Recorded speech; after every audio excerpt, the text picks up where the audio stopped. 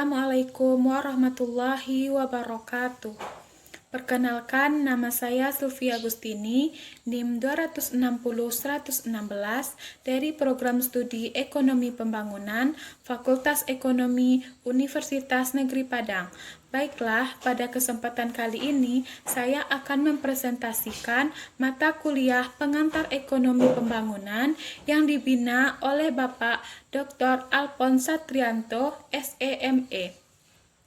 Baiklah, saya akan menjelaskan mengenai negara sedang berkembang atau negara yang mengalami keterbelakangan. Yang pertama, pengertian dari negara sedang berkembang atau negara yang mengalami keterbelakangan. Simon Kuznets mendefinisikan keterbelakangan menjadi 3 bagian.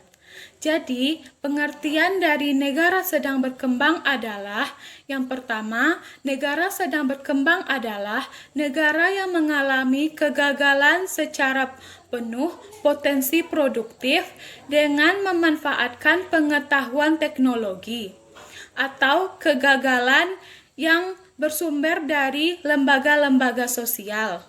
Yang kedua, negara sedang berkembang adalah negara yang mengalami keterbelakangan dalam bidang perekonomian dibandingkan dengan negara ekonomi terkemuka pada masa itu. Yang ketiga, negara sedang berkembang adalah negara yang mengalami kemiskinan, dalam artian negara yang tidak dapat memenuhi kebutuhan hidup sehari-hari dan tidak dapat mengadakan harta benda yang memuaskan sebagian besar penduduk. Yang selanjutnya saya akan menjelaskan mengenai ciri-ciri dari negara sedang berkembang. Yang pertama, kemiskinan umum. Negara sedang berkembang dicekam akan kemiskinan. Hal ini ditandai dengan pendapatan per kapita masyarakatnya yang rendah. Yang kedua, pertanian merupakan mata pencarian umum. Di negara terbelakang, 2/3 sebagian besar penduduknya tinggal di pedesaan, dan pertanian merupakan mata pencaharian utamanya. Mereka yang bekerja sebagai petani 4 kali lebih banyak daripada petani di negara maju. Yang ketiga, ekonomi dualistis. Negara terbelakang menganut perekonomian dualistis, yaitu berupa perekonomian pasar dan perekonomian pertanian. Yang satu berpusat di kota dan yang lainnya berpusat di desa. Yang satu maju, yang satunya tidak maju. Yang keempat, sumber daya alam yang kurang terolah. Sumber alam kurang terolah dalam artian kurang atau tidak dimanfaatkan. Nomor yang kelima, ada ciri-ciri demografi. Negara terbelakang mengemuka satu sama lain karena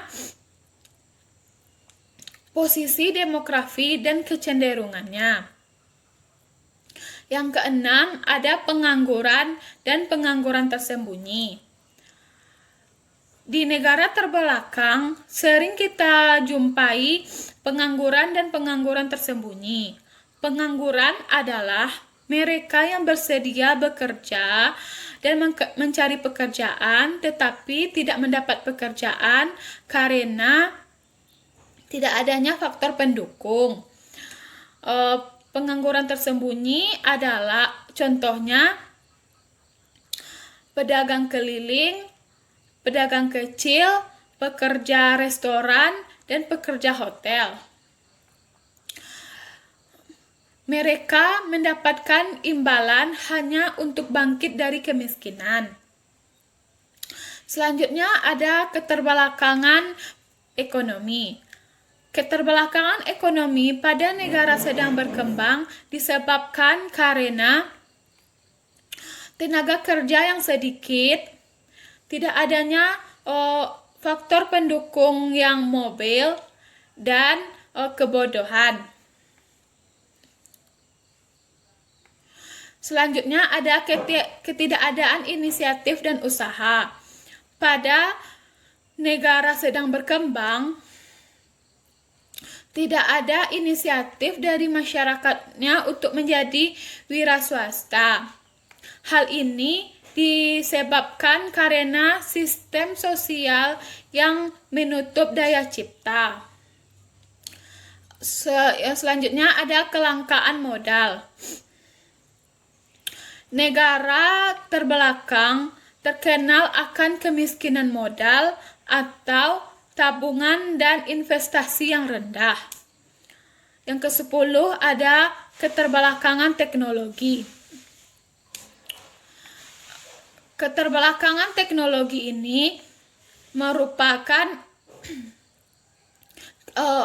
minimnya pengetahuan masyarakat terbelakang akan teknologi yang disebabkan karena pendidikannya yang rendah. Yang terakhir ada orientasi perdagangan luar negeri.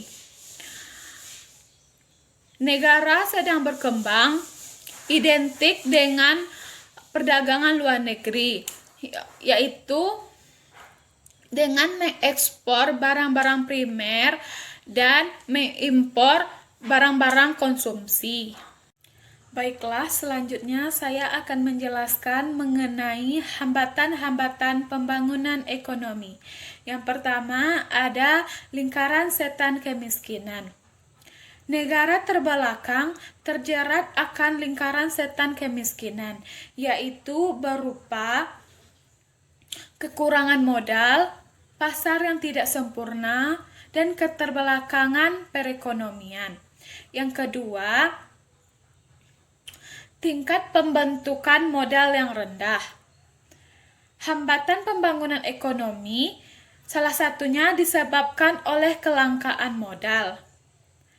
Hal ini bersumber dari lingkaran setan kemiskinan seperti yang saya jelaskan sebelumnya.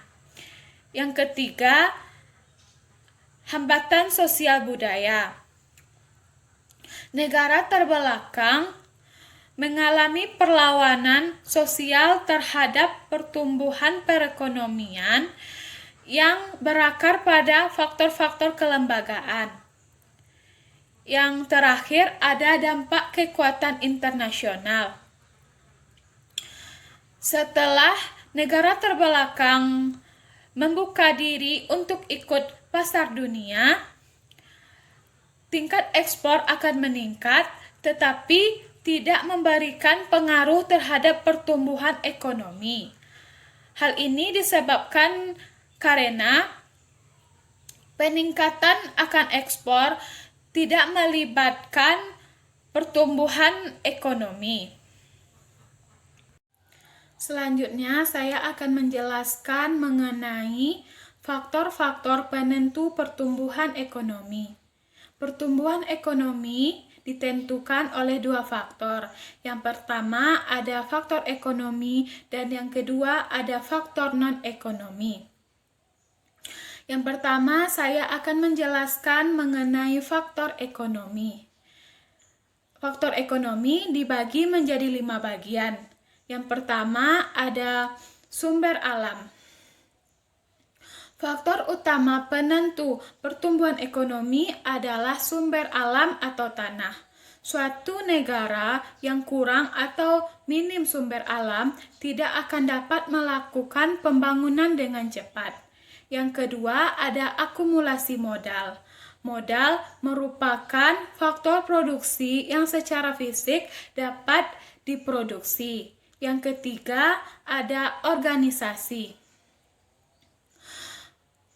Pada organisasi, struktur produksi dimanfaatkan dalam perekonomian. Yang keempat, ada kemajuan teknologi. Perubahan teknologi sangat mempengaruhi pertumbuhan ekonomi. Perubahan ini dipengaruhi oleh pembaharuan atau teknik penelitian baru. Yang terakhir ada pembagian kerja dan skala produksi. Spesialisasi pembagian kerja dapat meningkatkan produktivitas. Keduanya dapat meningkatkan skala produksi sehingga mengembangkan industri. Selanjutnya, saya akan menjelaskan mengenai faktor non-ekonomi. Faktor non-ekonomi dibagi menjadi 3 bagian. Yang pertama, ada faktor sosial. Faktor sosial budaya sangat mempengaruhi pertumbuhan ekonomi.